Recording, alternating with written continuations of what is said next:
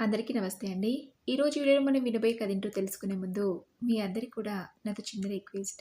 కొత్తగా మన ఛానల్ చూస్తున్న వాళ్ళు తప్పకుండా ఒక లైక్ చేసి, మీ ఫ్రెండ్స్‌కి, ఫ్యామిలీ మెంబర్స్‌కి షేర్ చేయండి. అలాగే ఇలాంటి మరెన్నో మంచి మంచి కథలు వినాలనుకుంటే ఛానల్‌ని వెంటనే సబ్స్క్రైబ్ చేసుకొని, పక్కనున్న బెల్ ఐకాన్‌ని క్లిక్ చేయండి. మరి ఇప్పుడు లేట్ చేయకుండా కథలోకి వెళ్ళిపోదాం. తెల్లవారితే అంజలి పెళ్లి అనగా, ఆ రోజు రాత్రంతా నాకు నిద్ర పట్టలేదు. ఎట్టకేలకు అంజలికి ఓ మంచి సంబంధం దొరికిందనే సంతోషం ఒకవైపు, మరోవైపు అంజలి మాకు దూరంగా వెళ్ళిపోతుందనే బాధ మరోవైపు.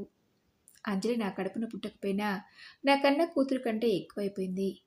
ఆడపిల్లన్నాక పుట్టింటి నుంచి మెట్టినింటికి వెళ్ళక తప్పదు కదా అని నా మనసుకు నేను సర్ది చెప్పుకున్నాను.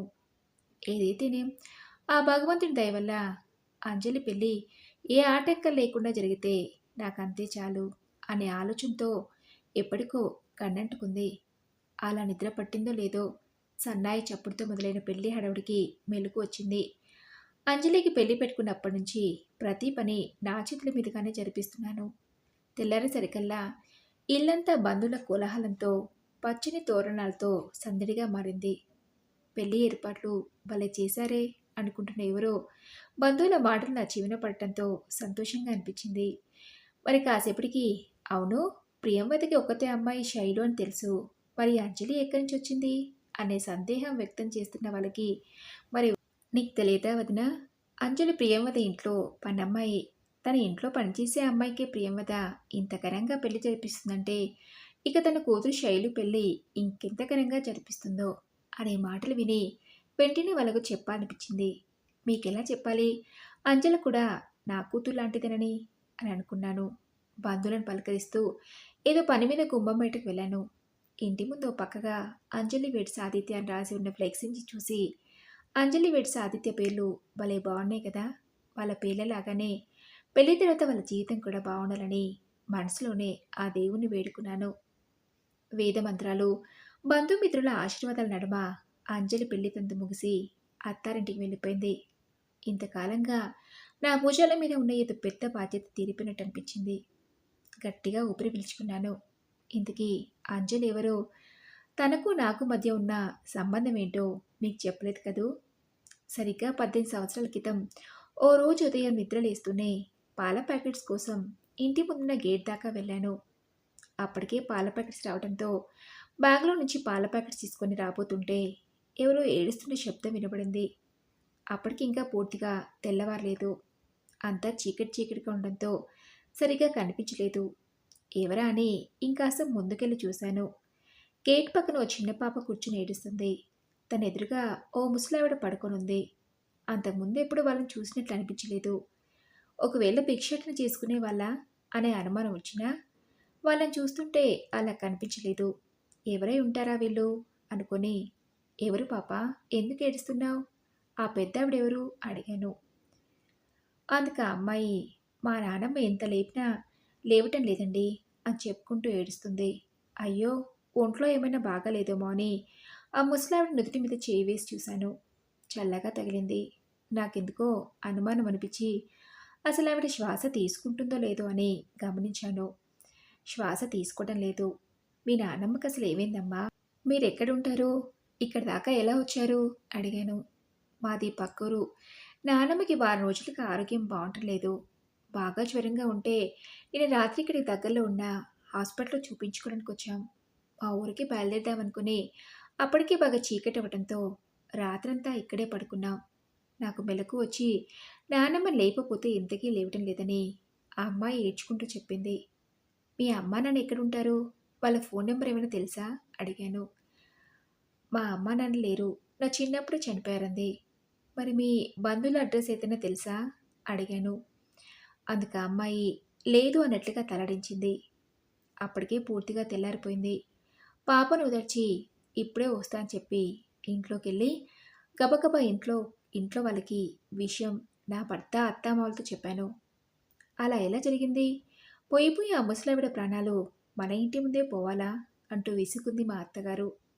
అప్పుడే నిద్రలేచిన వాళ్ళకి ఆ వార్త కాస్త ఇబ్బందిగా అనిపించిందేమో. త్వరగా ఏదో ఒకటి చేయండి, పాపం చిన్నపిల్ల, వాళ్ళ నాన్నమ్మకి ఏమైందో ఏమన్న భయంతో ఆగకుండా ఏడుస్తూనే ఉంది. ఆ అమ్మాయిని చూస్తే బాధేస్తుంది రఘు. తనకి అమ్మానాన్నలు కూడా లేరట.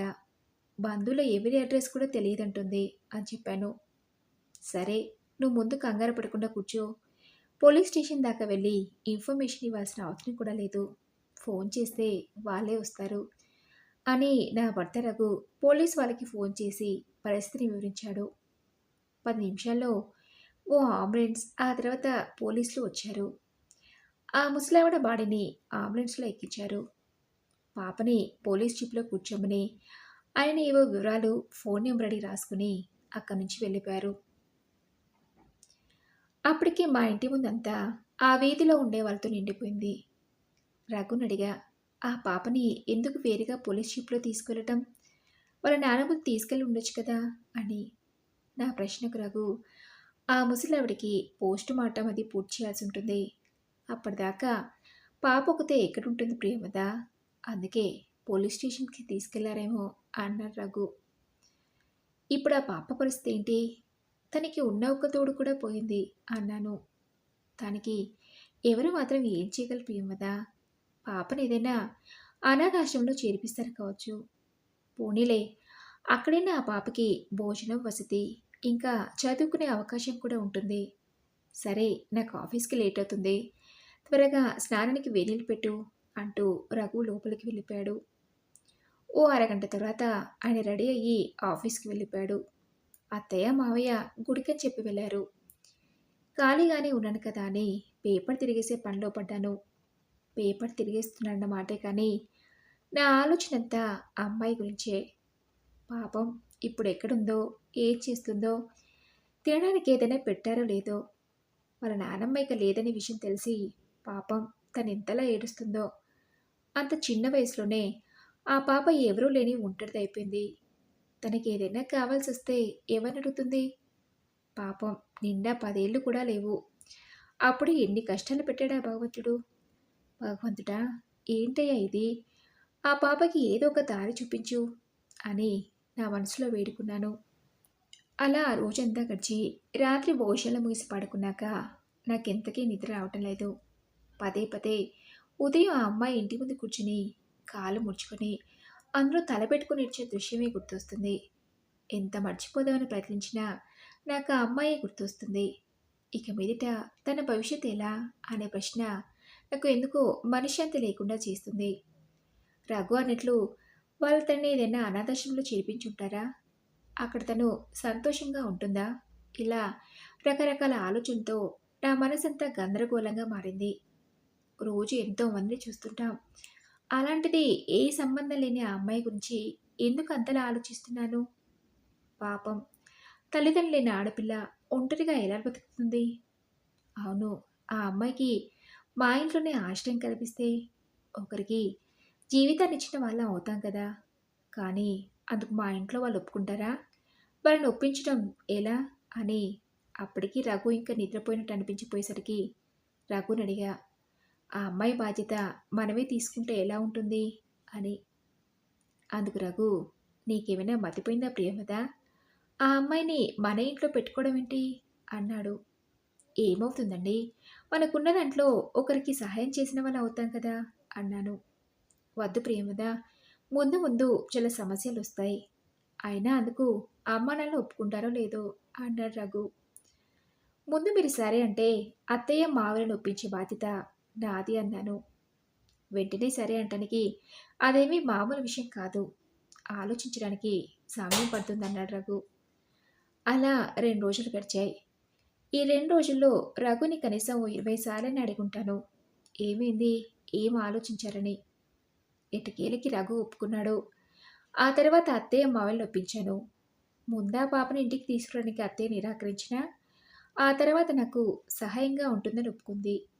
అంటే అత్తయ్య తనతో పనులు చేపించుకోవడానికి ఒప్పుకుందా అనే అనుమానం వచ్చినా, ఆ అమ్మాయిని ఇంటికి తీసుకురావడానికి ఒప్పుకున్నారు కదా! ఆ తర్వాత ఎలాగోలా నచ్చచెప్పొచ్చులే అనుకున్నాను. అలా అమ్మాయి మా ఇంట్లోకొచ్చింది. తనే అంజలి. ఇంట్లో వాళ్ళనొప్పించి అంజలిని స్కూల్లో చేర్పించాను. అప్పటికి నాకింకా పిల్లలు లేరు. పెళ్ళయ్యి 3 సంవత్సరాలయింది. అంజలిని చూసుకోవటం నా బాధ్యతగా భావించేదాన్ని. అలా 2 సంవత్సరాలు గడిచాక నాకు పాప పుట్టింది. తనకి సంవత్సరం వయసొచ్చేసరికి అంజలికి 11 సంవత్సరాలు. అంజలి స్కూల్ నుంచి వచ్చాక అత్తయ్య తనతో చిన్న చిన్న పనులను చేయించుకోవడం తప్పితే అంజలి విషయంలో నాకింకే బాధ లేదు.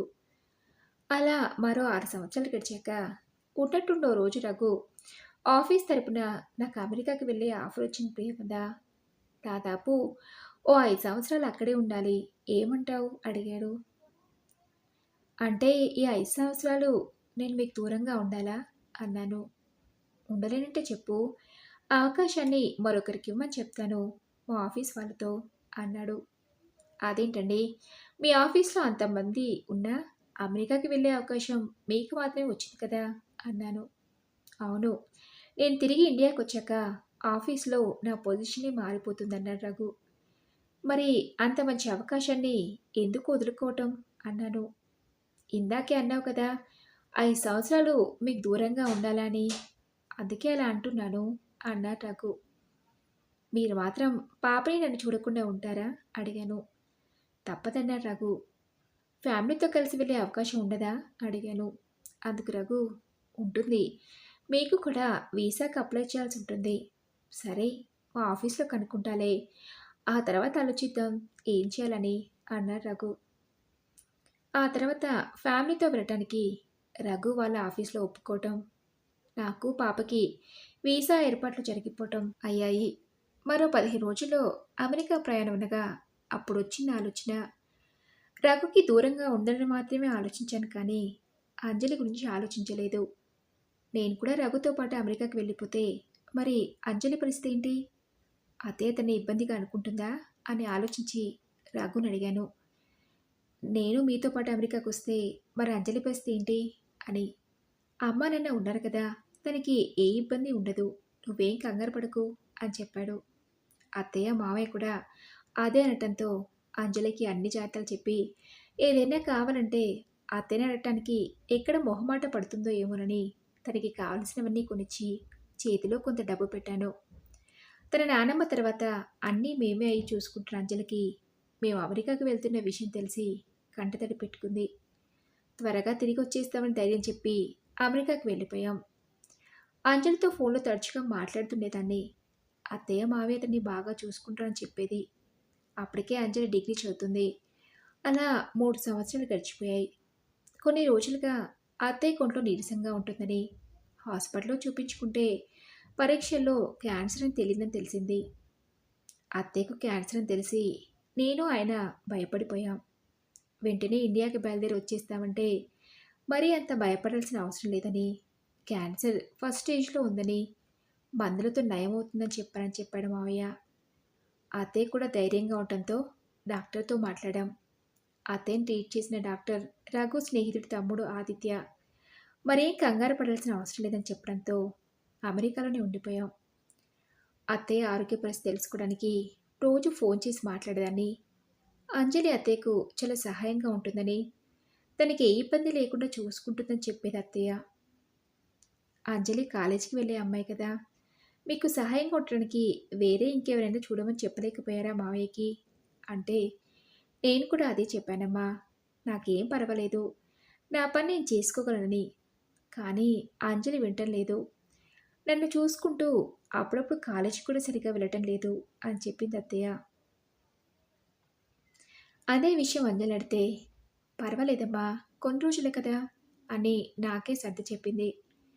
అలా 2 సంవత్సరాలు గడిచి రఘు అమెరికాకు వచ్చిన పని పూర్తి కావడంతో మేము తిరిగి ఇండియాకు వచ్చేసాం. ఈ 2 నెలల్లో అత్తయ్య పూర్తిగా కోలుకుంది. దానంతటికీ కారణం అంజలినే. వేళకి ఏం పెట్టాలో, ఏ మందులు వేయాలో అన్నీ తనే అందిస్తూ నన్ను దగ్గరను చూసుకుంది. అంజలే లేకుంటే నా ఆరోగ్య పరిస్థితి ఇప్పుడు ఎలా ఉండేదో ఏమో అన్న అత్తయ్య మాటలు విన్న నాకు అంజలి అత్తయ్యకి ఎంత ఎంత సహాయం చేసిందో అర్థమైంది. అలా అంజలి మా ఇంట్లో వాళ్ళందరికీ మరింత దగ్గరైంది. అలా మరో 3 సంవత్సరాలు గడిచి అంజలిది పీజీ కూడా పూర్తయింది. ఇంకా ఎన్నాలని అంజలిని ఇలాగే మా ఇంట్లో పెట్టుకుంటాం? ఎప్పటికైనా తను పెళ్లి చేసుకొని మరొకరి ఇంటికి వెళ్ళాల్సిందే కదా అనుకొని తెలిసిన వాళ్ళకి చెప్పి అంజలికి సంబంధాలు చూడమన్నాం. అంజలి చాలా అందంగా ఉంటుంది. తనకి తోడు మంచి చదువు, పెద్దలంటే గౌరవం. కానీ అంజలికి మేము తప్ప ఎవరూ లేరు. కనీసం వాళ్ళ కులం, గోత్రం ఏంటో కూడా ఎవరికీ తెలియదు. ఆ విషయంలోనే అప్పుడప్పుడు నాకు కాస్త భయంగా అనిపించేది. అంజలిని చేసుకోవడానికి ఎవరైనా ముందుకు వస్తారో లేదోనని. కానీ అంజలికి సంబంధాలు చూడటం మొదలుపెట్టిన రోజుల్లోనే మేము ఎవరం ఊహించిన విధంగా ఓ మంచి సంబంధం వచ్చింది. తనెవరో కాదు, అత్తయ్యని ట్రీట్ చేసిన డాక్టర్ ఆదిత్య, రఘు ఫ్రెండ్కి తమ్ముడు కూడా. అత్తయ్యని హాస్పిటల్కి తీసుకెళ్ళినప్పుడు అంజలిని చూసి ఇష్టపడ్డాడట.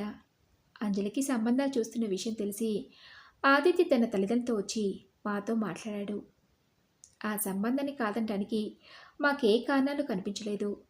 మేము స్వయంగా వెతికినా అంజలికి అంత మంచి సంబంధం తేలేవనుకుని అందుకు అంజలి కూడా ఒప్పుకోవటంతో నా సంతోషానికి అవధులు లేకుండా పోయాయి. ఆ రోజు అంజలి ఇక మీదట అనాథ ఆశ్రమంలో ఉండాలనే విషయం నాకు బాధని కలిగించింది. తల్లిదండ్రులను, చివరికి నానమ్మని కూడా కోల్పోయి తన జీవితాంతం వల్ల ఒంటరిగా బాధపడాల్సిందేనా అనుకుని నా కుటుంబ సభ్యులు ఒప్పించి అంజలి బాధ్యత తీసుకున్న నేను ఈరోజు దాన్ని సక్రమంగా నిర్వహించగలిగాననే తృప్తితో ఉన్నాను. అనుకున్న దానికన్నా అంజలి పెళ్ళి ఆదిత్యతో ఘనంగా జరిపించాం. మరో 4 రోజుల్లో అంజలి వాళ్ళు అమెరికాకి వెళ్ళబోతున్నారు. అంజలికి పెళ్లి చేసి అత్తారింటికి పంపించే రోజు 18 సంవత్సరాల క్రితం ఇంటి గేటు ముందు కూర్చొని ఇచ్చిన అంజలి గుర్తొచ్చింది. తన జీవితం ఎన్ని మలుపులు తిరిగాయి. భగవంతుడి లీల అంటే ఇదేనేమో అనిపించింది. మరి దండి రుచి కదా. ఈ కథపై మీ విలువైన అభిప్రాయాల్ని నాతో కామెంట్ బాక్స్లో షేర్ చేసుకోండి. అలాగే ఈ కథ మీకు నచ్చిందనుకుంటున్నాను. నచ్చితే తప్పకుండా ఒక లైక్ చేసి మీ ఫ్రెండ్స్కి, ఫ్యామిలీ మెంబర్స్కి షేర్ చేయండి. అలాగే ఇలాంటి మరెన్నో మంచి మంచి కథలు వినాలనుకుంటే ఛానల్ని వెంటనే సబ్స్క్రైబ్ చేసుకొని పక్కన ఉన్న బెల్ ఐకాన్ని క్లిక్ చేయండి. నెక్స్ట్ వీడియోలో మరొక మంచి కథతో కలుసుకుందాం. Thank you for listening.